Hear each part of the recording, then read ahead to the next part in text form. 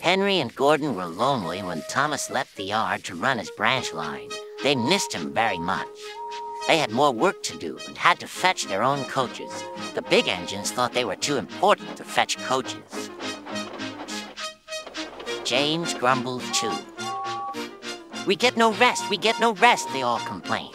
But the coaches only laughed. "You're lazy and slack, they answered. Altogether, the engines were causing Sir Topham Hatt a great deal of trouble. The big stations at both ends of the line each have a turntable. Sir Topham Hatt had made them so that the tender engines can be turned round, because it is dangerous for them to go fast backwards. Little tank engines like Thomas don't need turntables. They can go just as well backwards as forwards. But to hear Gordon talk, you would have thought that Sir Topham Hatt had given him a tender just to show how important he was.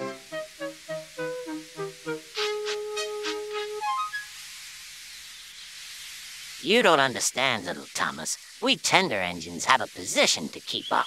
It doesn't matter where you go, but we are important. And for Sir Topham Hatt to make us do shunting, fetch coaches, and go on some of those dirty sidings, it's not the proper thing."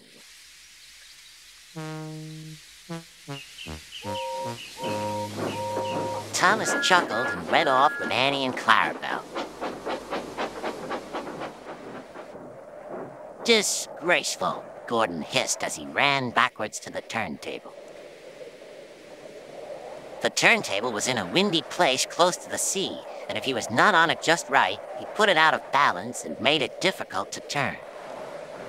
Today, Gordon was in a bad temper, and the wind was blowing fiercely. His driver tried to make him stop in the right place, but Gordon wasn't trying.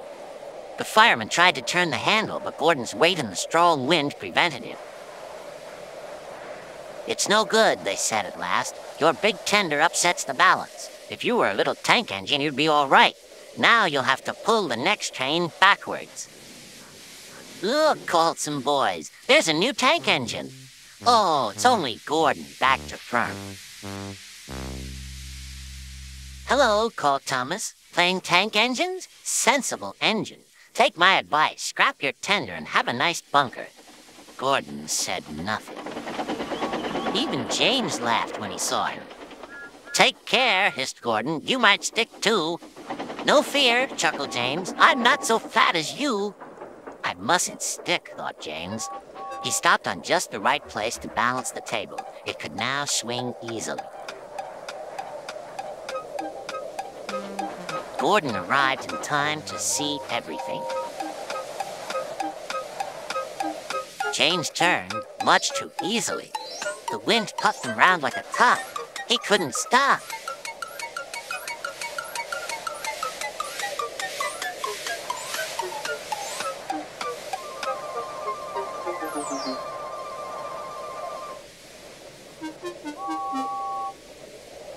"Well, well," said Gordon. "Are you playing roundabouts?"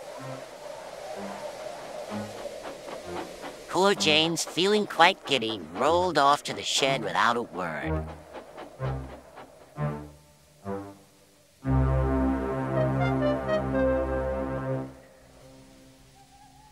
That night, the three engines had an indignation meeting.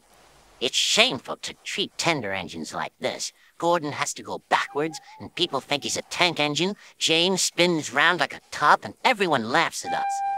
And to add to that, Sir Topham Hatt makes us all shunt in dirty sidings. Ugh." "Listen," said Gordon. He whispered something to the others. "We'll do it tomorrow. Sir Topham Hatt will look silly." The engines had decided to go on strike.